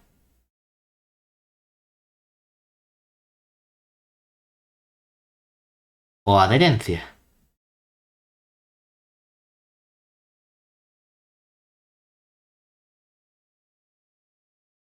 Y lo denotamos. ¿Te acuerdas de que en algún momento en lenguaje matemático estuvimos hablando sobre las operaciones sobre conjuntos y decíamos cómo se designa el complementario de un conjunto? Había dos formas, ¿verdad? Con la tilde, ¿no? Con la barrita encima o con una C, ¿cierto? Sí. Y dijimos, aquí no nos importa utilizar la barrita y solemos utilizar la barrita para designar el complementario. Pero más adelante vamos a ver que no es una notación buena y vamos a utilizar la C de complementario. ¿Por qué? Porque cuando hable de adherencia, la adherencia la puedo llamar simplemente el conjunto A, D, H, de A. Pero para aquellos de análisis que nos gusta llamar a ese conjunto clausura de A, la clausura se denota con una raya vertical encima. Con la misma notación que utilizamos en álgebra para designar el complementario de un conjunto. Por eso en análisis no es bueno utilizar la barrita para el complementario. Vale. Porque lo puedes confundir con la clausura de ese conjunto y son cosas muy distintas. ¿De acuerdo? Mientras que tenemos otro tipo de punto, que es lo que llamamos punto ahora de acumulación. Y la definición es muy similar.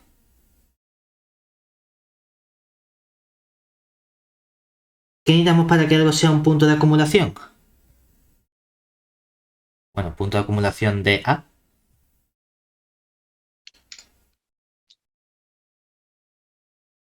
Hemos visto dos tipos de entornos, ¿verdad? El entorno y el entorno reducido, ¿verdad?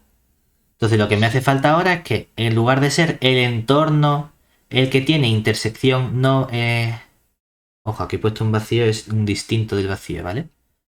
Si lo que necesito es que el entorno tenga intersección no vacía con el conjunto A, ahora lo que me hace falta es que el entorno reducido sea el que tiene intersección no vacía con el conjunto A. Y eso es para cualquier entorno o entorno reducido que yo coja de mi punto X. ¿De acuerdo? Vale. ¿Cómo llamamos nosotros a los puntos, al conjunto formado por los puntos de acumulación? A todos lo llamamos derivado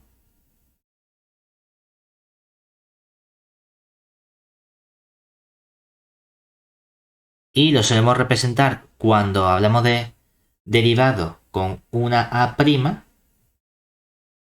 la idea de esa de derivada, o que no es que se derive nada, simplemente que es el nombre, han dicho, pues como se parece a derivada a una función, le ponemos una A', ¿vale? Pero también, como se llaman puntos de acumulación, alguien podría decir, bueno, pues como son puntos de acumulación, vamos a llamarlo AC de acumulación del conjunto A. A gusto de los colores, ¿de acuerdo? Por ejemplo, yo que estoy más acostumbrado a llamarlo clausura y escribir una barra, lo llamo derivado y le pongo la prima. No lo llamo AC del conjunto A, pero eso es cuestión mía. Ahora bien, una vez que tenemos toda esta clasificación de posibles puntos, hemos dicho que puntos pueden ser puntos abiertos, puntos interiores, puntos exteriores, pueden ser puntos frontera, puntos de adherencia o de clausura o puntos de acumulación. Vamos a ver qué relación hay entre todos estos conceptos, entre cómo categorizar a un conjunto en abierto o cerrado, que son los dos tipos de categorías grandes que hemos visto para conjuntos, en función de qué les pasa a los puntos. Hombre, hay una definición o una relación que debería ser inmediata, ¿verdad? Y es que hemos visto que para los puntos interiores que estaba comprobando la misma condición que debería verificar un conjunto para llamarse abierto, ¿verdad? Sí. Solo que para que fuese abierto tenía que ocurrir eso en todos sus puntos. Si cada punto para el que pasa se llama punto interior, para que algo sea abierto necesito que todos los puntos de ese conjunto sean como puntos interiores. Entonces podemos estudiar precisamente la relación que hay entre todos estos conjuntos. Es decir, ya estamos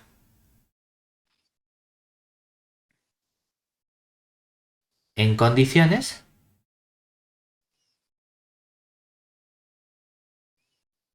de establecer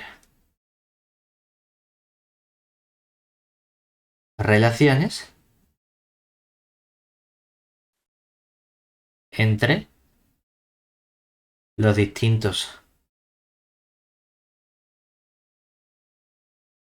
tipos de subconjuntos de R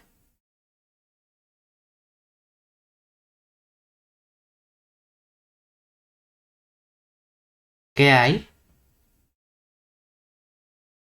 y sus distintos tipos de puntos.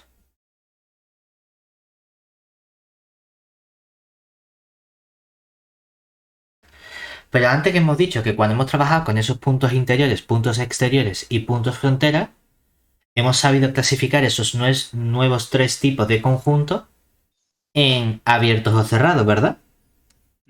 Y hemos dicho, el conjunto de puntos interiores y de puntos exteriores era un conjunto abierto, mientras que el conjunto de puntos frontera era un conjunto cerrado.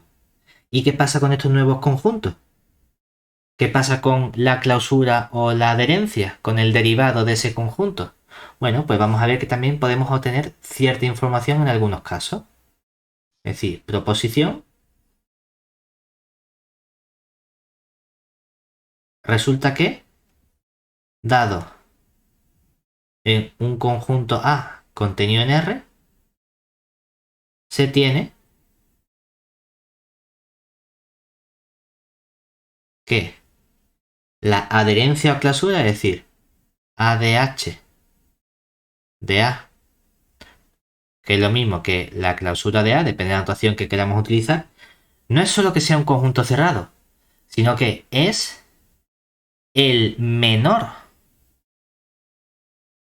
conjunto cerrado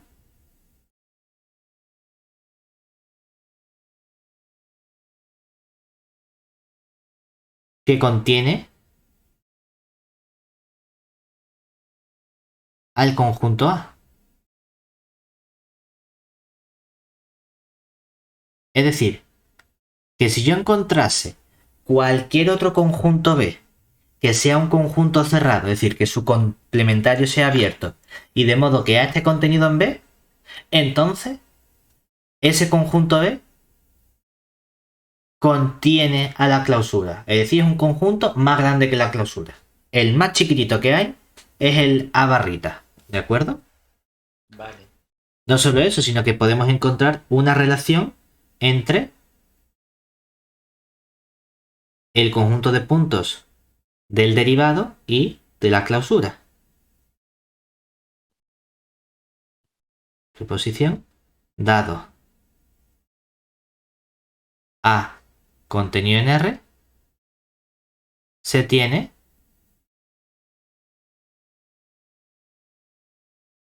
que, si nos fijamos, la única diferencia que hay entre el derivado A' y la clausura A barrita es que en uno interseco con todo el entorno y en el derivado lo hago con el entorno reducido, es decir, que quito los puntos del conjunto A, ¿verdad? Lo cual significa que el A barrita, ¿quién es precisamente? Es el conjunto A unión el conjunto A'.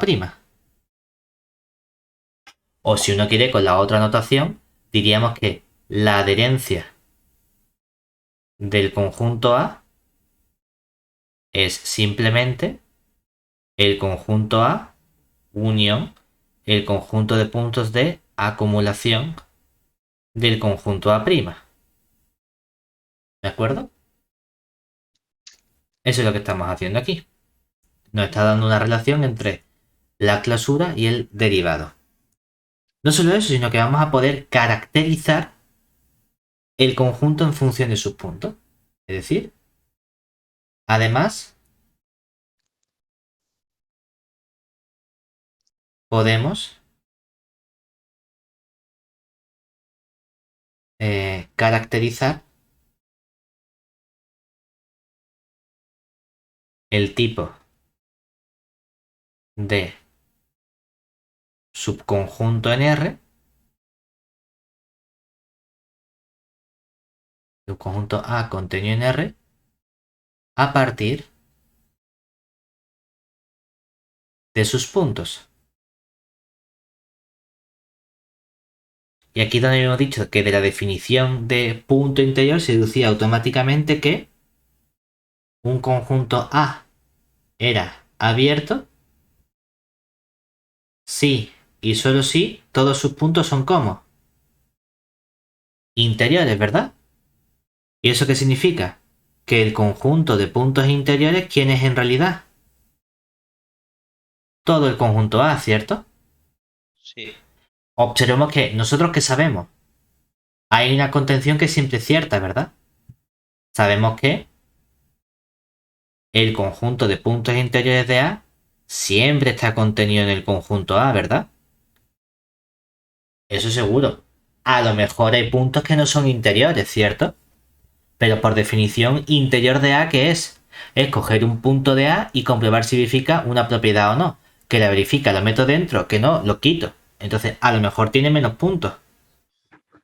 ¿Vale? Vale. Cuando sean iguales, tengo caracterizado que son conjunto abierto. Y precisamente, el conjunto A es cerrado si y solo si el complementario es abierto, ¿verdad? Ujú. Y aquí no vamos a hablar de los conjuntos, de los puntos interiores, sino vamos a hablar de la clausura del conjunto A.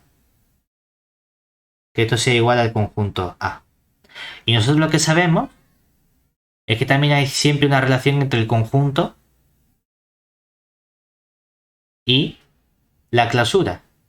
Y es que el conjunto A siempre está contenido en la clausura del conjunto A.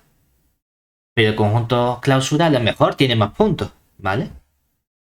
De hecho, esto también me permite a mí obtener una nueva relación entre los puntos, ¿vale? Porque además obtenemos así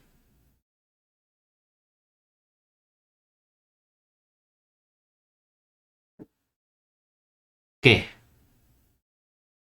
Fíjate, para que A sea cerrado, ¿qué tiene que ocurrir? A es cerrado. Sí y solo sí. ¿Qué ocurre? ¿El complementario cómo es? Abierto. ¿Vale? ¿Pero eso qué significa? Sí y solo sí. El conjunto de puntos interiores del conjunto A complementario coincide con quién? Con A, Complementario, es verdad. ¿verdad? Sí, sí, sí. Pero ahora, los conjuntos de puntos interiores son puntos que están en A complementario, ¿verdad? Ujú. ¿Qué relación hay entre esos puntos de puntos interiores? Pues que precisamente lo que estoy viendo aquí es que hay dos tipos de categoría de puntos. Puntos interiores, puntos exteriores, puntos frontera. Y luego hay puntos clausura y puntos de acumulación. Pues también podría relacionar, si quiero, los puntos clausura, los puntos de acumulación con los puntos frontera o puntos interiores. ¿De Aquí en acuerdo? este caso sería los interiores igual a la clausura. No los interiores, sino que puedo relacionar qué pasa con la frontera y con este conjunto clausura. ¿De acuerdo? También podría estudiarlo. Es decir, que puedo encontrar muchas más relaciones entre todos estos tipos de conjuntos. ¿Por qué? Vamos a poner aquí, nota. Pero podrías poner que eso es igual al de clausura del complementario, ¿no? Rebuscándolo. Porque Clausura. si cuando A es cerrado, A es Sí, igual sí, aquí, a... no, para que sea cerrado tenía que ocurrir que la clausura de A fue. Sí, lo podrías poner así de rebuscado. Sí, sí. Sí, sí. Pero fíjate Vale, vale. que también se tiene relaciones con la frontera. Es decir, mm, podemos ver también posibles relaciones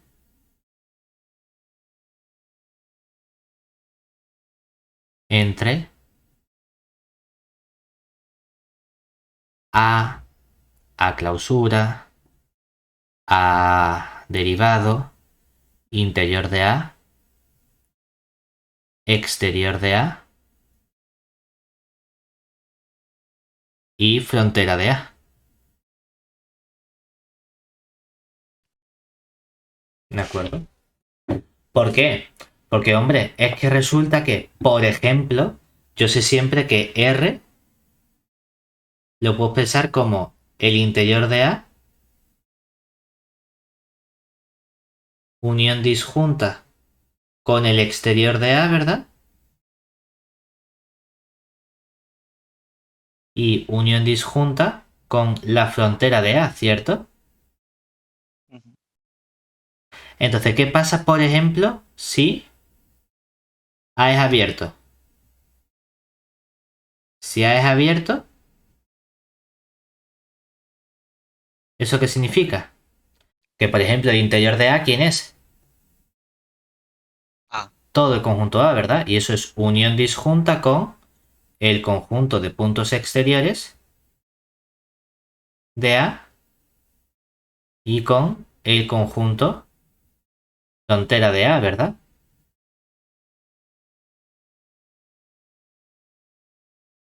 Y si A fuese cerrado, ¿qué ocurriría?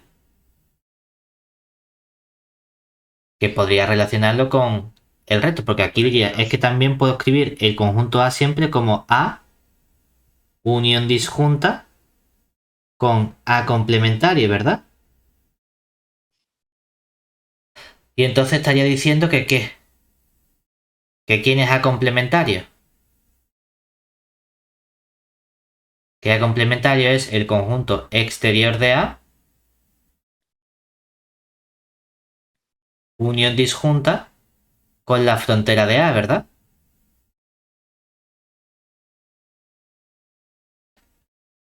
Pero si A fuese cerrado, ¿qué tendría?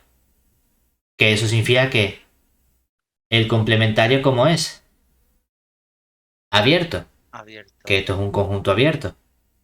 Y entonces, ¿qué estaría diciendo? Estaría diciendo precisamente que puedo ver aquí la relación entonces con el A complementario. Porque si fuese cerrado, R lo podría escribir entonces como A complementario unión disjunta con el... O sea, el conjunto A con la rayita arriba, unión disjunta con el A complementario con la rayita arriba. Y entonces podría buscar otro tipo de relación con estos conjuntos. Es decir, que yo puedo ponerme a jugar con las contenciones, con los complementarios, con la clausura y ver qué puntos están en qué conjuntos siempre. Y puedo encontrar muchas más relaciones entre conjuntos si quiero. ¿Vale? Precisamente porque un punto cualquiera o es un punto interior o es un punto exterior o es un punto frontera. Entonces puedo ponerme a jugar con estas relaciones. Ahora bien, dentro de esta familia de conjuntos que hay una familia o una subfamilia muy concreta que me interesa en particular, que es un nuevo apellido que le vamos a poner a los conjuntos. Hemos hablado de conjuntos abiertos, hemos hablado de conjuntos cerrados, pero ahora nos interesa hablar de una subfamilia importante que sería la familia de conjuntos compactos.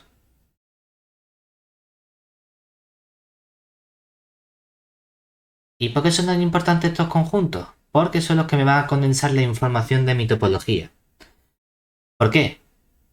Porque si trabajamos en R y mi topología que era en R era una familia de subconjuntos, ¿verdad?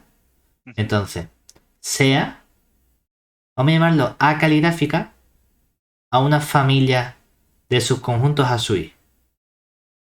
Lo llamo así porque a lo mejor no tiene por qué ser una topología, no tiene por qué verificar esas propiedades, ¿de acuerdo? Simplemente que sea una serie de conjuntos. Es decir, sea A una familia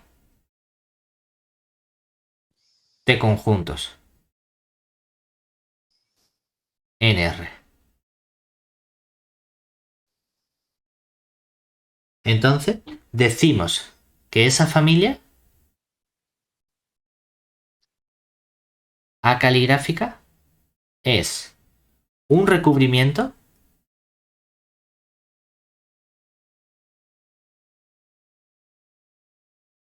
de un cierto subconjunto A contenido en R si yo puedo coger el conjunto A, calcular la unión de todos los subconjuntos que están en esa familia y resulta que cubre el conjunto en el sentido de que el A cae dentro de esa unión.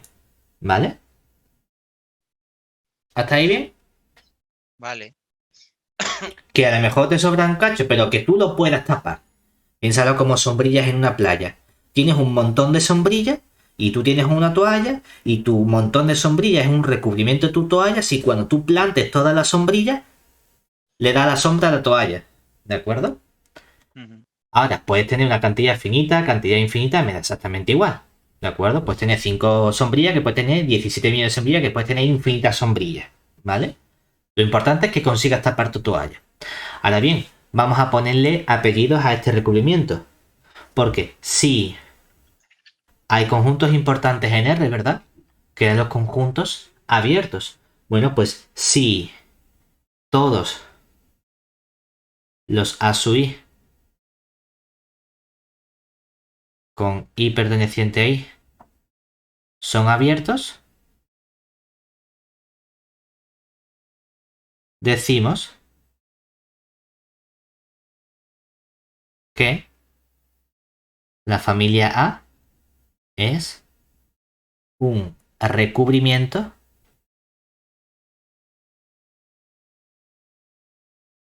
abierto.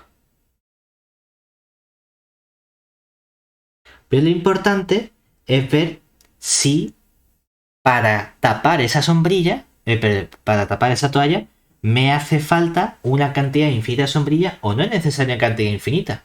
Imagínate que tú has cogido infinita y al final te das cuenta de que con 5 tapa la sombrilla, y que con 17 tapa la sombrilla, o que con 18 millones tapa la sombrilla, pero siempre lo haces con una cantidad finita, ¿verdad? Entonces pues, no sería recubrimiento. Sí, o sea, dentro de ese recubrimiento vamos a ver si puedo extraer una cantidad menor que me siga tapando Bueno, si a son mi infinitas, conjunto. si hay infinitas, recubrimiento abierto. No. Es un recubrimiento cuando tienes una familia de conjuntos. Ahora, la familia puede ser finita o infinita, ¿eh? Sí. ¿Vale? Es abierto si todos los conjuntos con los que yo tapo son abiertos. Vale. Pero tú puedes estar tapando de entrada con 5 o con 18. Vale. No tienes que tener infinito, pero puedes tenerlo si fuese necesario. ¿Vale? Lo importante es que vamos a introducir aquí el concepto fundamental de conjunto compacto. Entonces, decimos que un conjunto A contenido en R es un conjunto compacto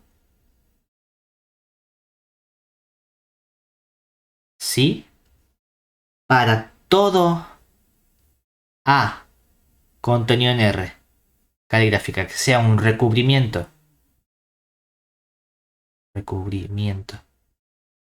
de ese conjunto A, podemos extraer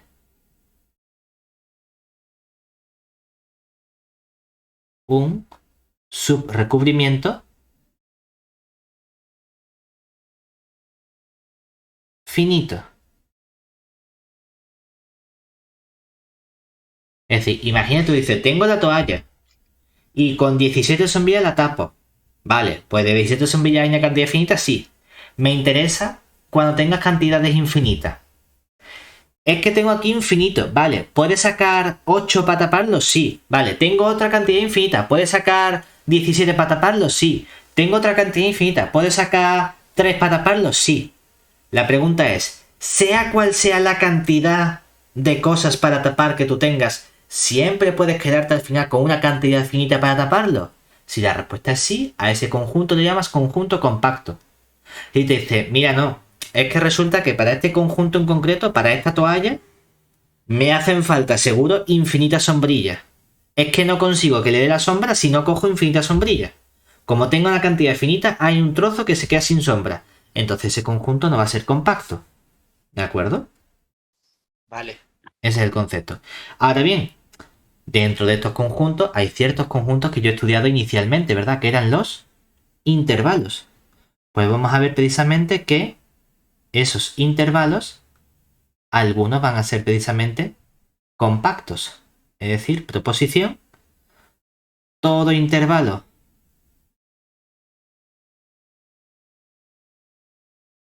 cerrado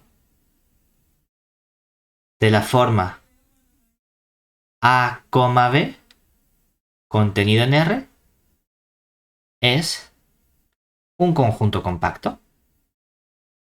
Ah, mira, pues dentro de esta nueva categoría hay ciertos intervalos con los que yo estoy trabajando que ya sé que son compactos. No solo eso, sino que voy a poder caracterizar de forma mucho más concreta cuando un intervalo es compacto.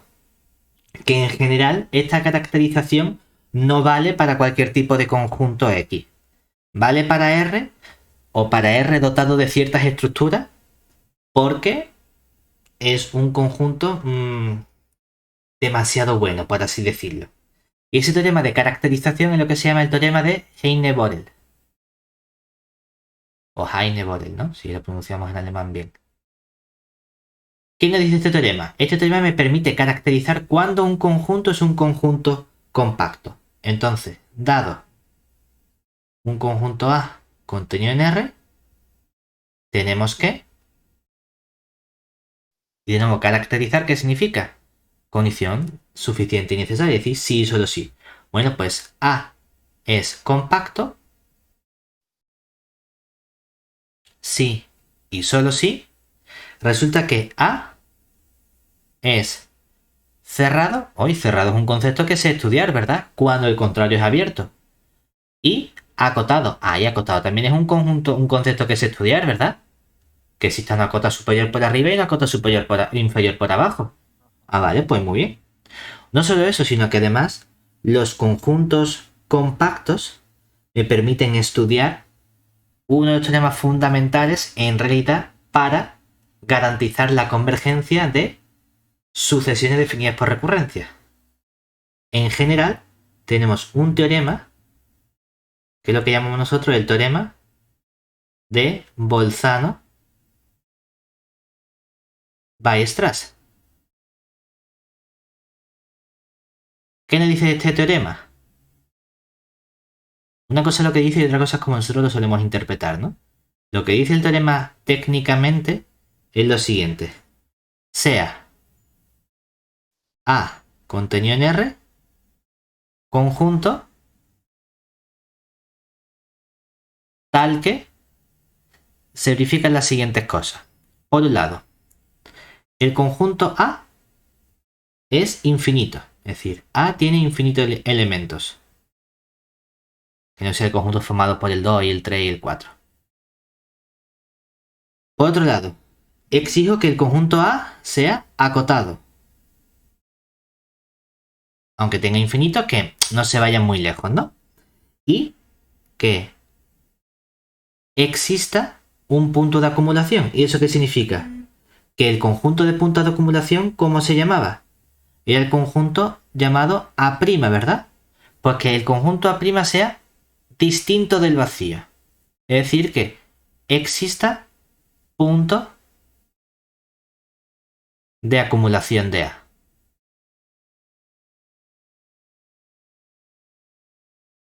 No, perdón. Esta es la consecuencia. Jeje.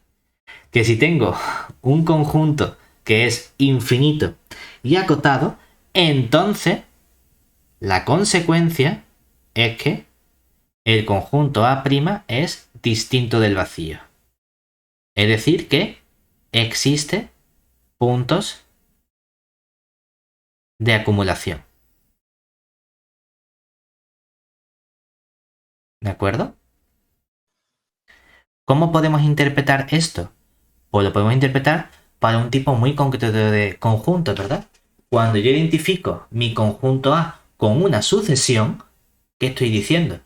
¿Una sucesión tiene infinitos elementos? Bueno, a lo mejor sí. Obviamente que no sea una sucesión que sea constante a partir de un cierto término, sino que de verdad haya infinitos elementos. Si la sucesión es acotada, entonces ese punto de acumulación es el que juega el papel de límite de mi conjunto. Entonces lo que estoy diciendo es que si yo tengo el conjunto formado por una sucesión que sea acotada, tenga infinitos elementos y además añado la condición para la sucesión de que sea una sucesión monótona, entonces existe un punto de acumulación y ese punto de acumulación es el límite de mi sucesión. Por lo tanto, para este caso es para lo que me sirve ver que el teorema de Bolzano-Weierstrass me dice que la sucesión es convergente. ¿De acuerdo? No, vale.